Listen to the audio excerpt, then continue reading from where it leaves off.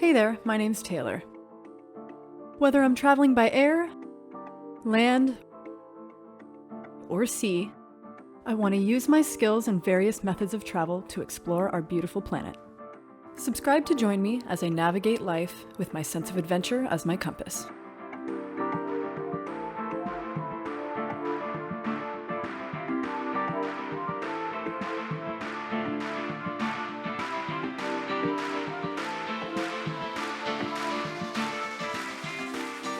Well, after quite an emotional time yesterday, leaving Delos and kind of moving on in my journey, I got settled here in my hotel. It's really in a nice location called Casco Viejo, which is just a little part of Panama City that's kind of like the old town.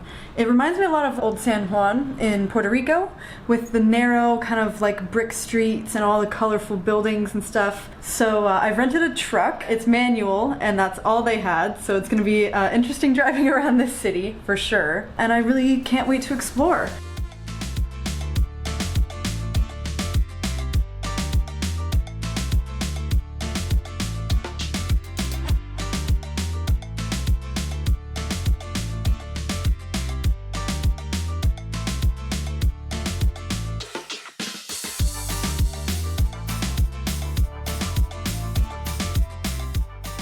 So I figured there was no better time or place to commemorate the journey and get my swallow tattoo.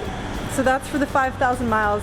I did complete my 5,000 miles a while ago. This tattoo kind of represents this whole journey and how far I've come just as a sailor, and how much I've grown and how much I've learned. And it will always remind me of this special and magical place.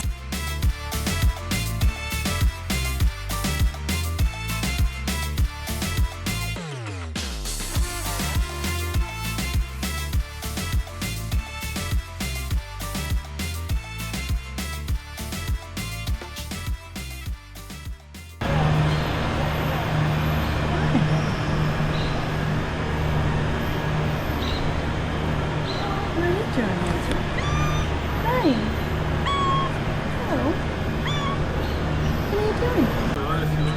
Did you just tell all your friends to come here?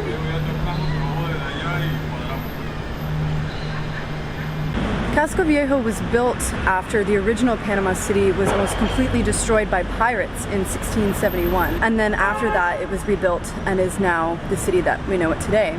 And it's really interesting to see the contrast between a lot of the old and beautiful architecture and the new city. Like, there's even some streets where you walk down and you look and you can see the bigger, newer city and the big skyscrapers peeking through. It's just bursting with character, and I imagine it would probably be a little bit more lively, you know, if it weren't COVID. There is a curfew in place, so in this part of town, the curfew is midnight, and then in the bigger part of the city, the newer part of the city, it's actually a 10 p.m. curfew.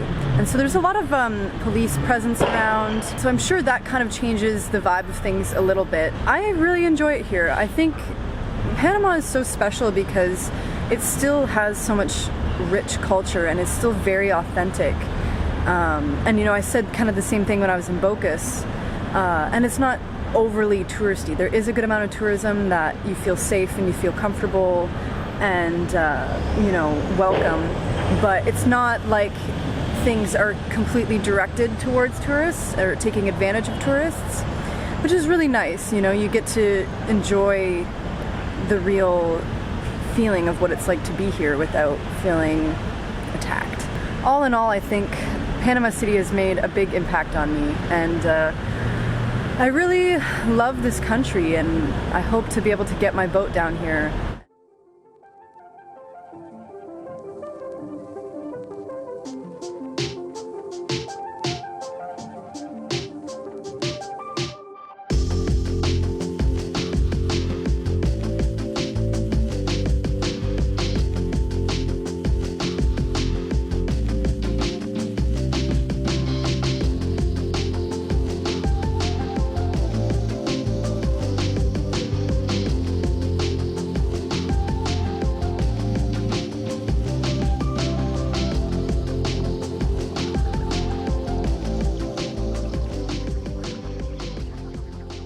Good morning, guys. It's another beautiful day here in paradise, and today I'm gonna kind of get out of the city for a little while. It's kind of like been a shock to my system. Also, just kind of getting used to traveling by myself again. I mean, after a couple months of always being with people has been so enjoyable, and it's a little odd, and it's definitely a bit more lonely getting used to traveling on my own again. I'm gonna get out of the city. I've explored a lot here and feel like I've seen kind of all that I need to see here, and I'm gonna make my way out towards, I think, the canal, because I'd love to see more of the Panama Canal. I find it so interesting, and you know, maybe one day I might cross through there.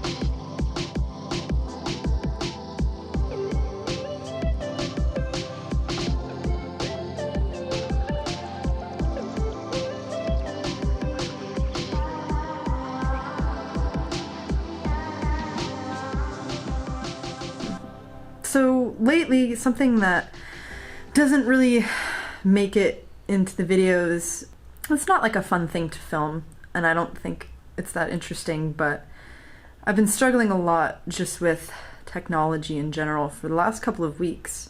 You know, a couple months ago I ended up buying a new laptop because my old laptop just completely failed. And ever since I got this one, it just has not worked well. It can barely run Premiere Pro, which is my editing program. Ended up corrupting my external hard drives that have all my content and my footage on them. And it's just been an absolute nightmare and a headache. And it's put me behind quite a bit, and it's been extremely frustrating and demotivating too. So that's kind of what I've been dealing with behind the scenes. And so today I made the big purchase and bit the bullet and finally got a MacBook Pro. I've been wanting to get a MacBook for a long time, but as you know, it's a pretty expensive investment. It's like ended up being around $4,000 Canadian, I think. And so, you know, it's worth the investment because it's my main working tool, but I think maybe something that a lot of people might not realize is how much it costs to like produce these videos. My main camera, GoPros, drone, all the batteries and accessories for all of those things, my new computer and editing software. Yeah, it's quite a lot of money. It's a couple thousands of dollars worth of equipment. Alright guys, so to fill you in on some stuff that's been going on, I haven't filmed in a minute. So I left Panama City and flew to the US. I am here in Annapolis right now, and I had an appointment scheduled because my extension, so if you remember a couple months ago I had to leave the US because I was waiting for approval on an extension to have a little bit more time, and so that was approved, but I had to come to the US to do a biometrics appointment.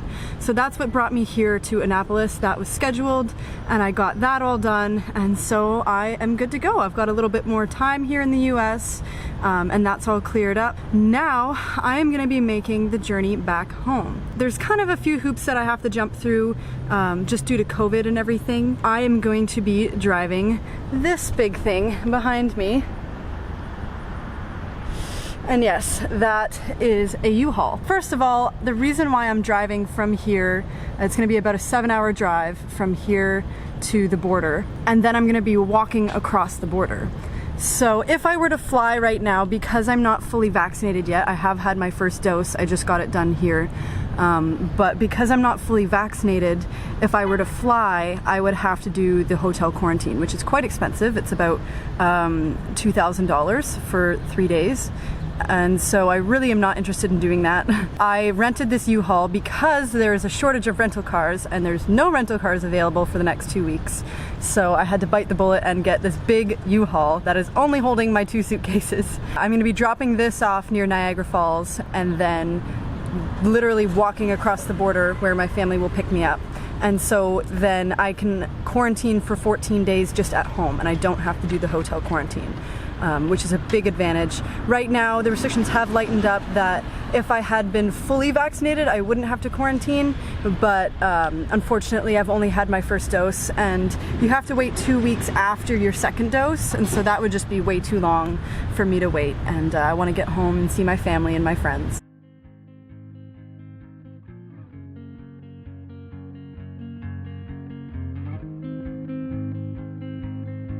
Blue dude, blue moon, kinda mysterious, shaded with someone I'm not really into. Do you need to fix it? Talking bullshit. It's hard to see you when your eyes look dull. Okay, step 1 in my journey home is complete. I made it to Niagara Falls, the American side, and I returned my U-Haul, so now I have to get an Uber to the closest point of the bridge, and then I have to walk across. So I'm just waiting for my Uber to pick me up now.